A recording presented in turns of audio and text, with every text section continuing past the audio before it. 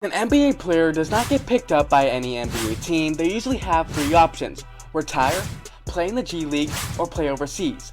Here are 5 NBA players dominating overseas. Tacko Fall went undrafted in 2019. In his final year in college, he was a force to be reckoned with, averaging 11 points per game on an insane 74.8 field goal percentage. He also averaged 2.6 blocks per game. After going undrafted, he later signed a contract with the Boston Celtics one day later, and even though he didn't get a lot of playing time, NBA fans still loved him.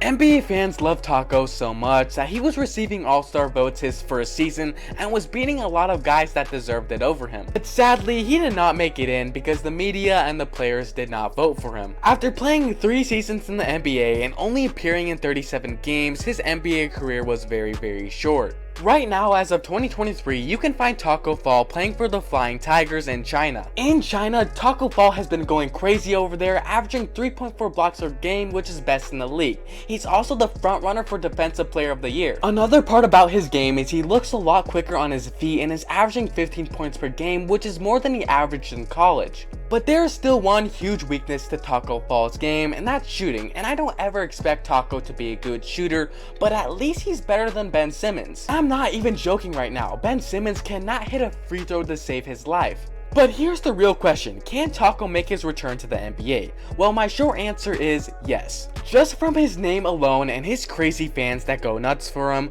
I do see a future where Tacko could return to the NBA. Now here's the real question: will Tacko actually receive meaningful minutes or minutes at all in the NBA? That question is much more difficult.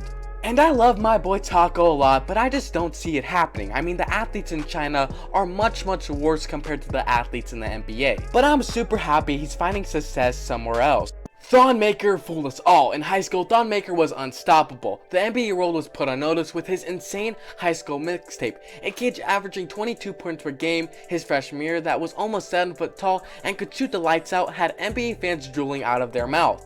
I mean, there's a reason why his mixtape in high school has over 1 million views. People thought Thon was gonna be a future MVP. After high school, Thon chose not to go to college and just trained for the NBA.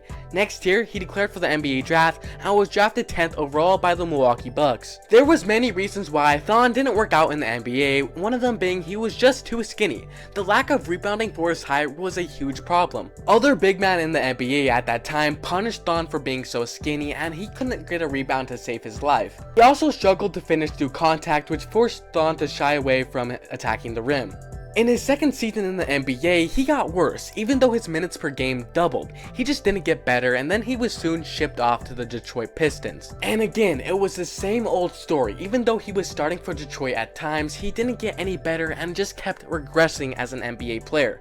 Thon went overseas for a bit and then came back and started playing in the G League, and now in 2023 he's back playing overseas once again. He's playing for the Fujian Storlings, or however you say the name over there, and he's averaging 18 points per game and 10 rebounds per game. He's making a nice little career over there overseas, and it's nice to see.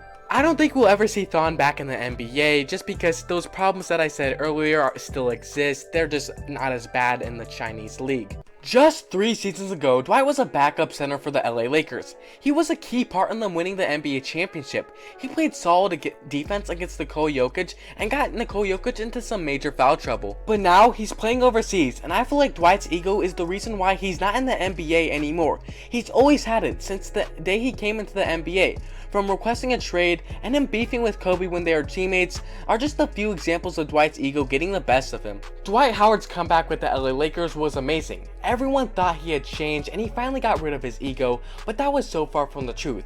After winning the NBA championship, he then joined the 76ers, and that's where things got bad. Reports came out from the 76ers that Dwight wanted the offense to be ran through him even though they had Embiid on the roster. The 76ers ended up not bringing him back for those reasons, and he ended up joining the LA Lakers once again, but it was more of the same. Dwight wanted to be playing big time minutes, but the Lakers were unwilling to give him those type of minutes that he wanted. After 1 season with the LA Lakers, they then let him walk in free agency, and nobody wanted to pick up Dwight and his horrible ego, and now he's playing overseas. Dwight Howard is now playing for the Taiwanese professional basketball team over there. He looks like he's back in his prime over there. He's dunking the ball like crazy, he's blocking the shots at will, and he's getting the big time minutes like he wants. I don't see Dwight ever coming back to the NBA unless he gets his ego in check, which is just never happening. And it's kind of sad because we'll never see Dwight in the NBA ever again. But I'm glad he's finding success somewhere else, and he looks very happy playing overseas. Where is Quinn Cook? You may remember Quinn Cook as the backup guard for the Golden State Warriors in 2017 and 2018. Or remember Quinn Cook as the guy that the Lakers left at the NBA arena after winning the NBA championship. QC? Where QC at? Yo, we left QC, bro. QC said tell him to come back and get him, yo. Jeez, we left him. We left QC, bro. QC got the fly. Quinn Cook just sort of disappeared from the NBA. His last season in the NBA was in 2020. After winning the NBA championship, he played 7 games for the Cavs. In those 7 games, he averaged 6 points per game. After being cut by the Cavs, he went back to his roots and started playing in the G League. And if you didn't know, Quinn Cook started his pro career in the G League after going undrafted. But Quinn Cook was sick and tired of playing in the G League, so he decided to go overseas, and he went from an NBA bench warmer to a Chinese superstar. Just take a look at the stat lines Quinn Cook has been putting up. They don't look real. It's just insane how many points he's been scoring over there. 20 bomb after 20 bomb to even scoring 50 points per game on a weekly basis. Just this proves that even the worst NBA players can be a superstar overseas. Eric Bledsoe is another one of those players that just kind of disappeared from the NBA. Just a few seasons ago, guys like LeBron James were saying that Eric Bledsoe is a future All-Star, but now he's nowhere to be seen in the NBA.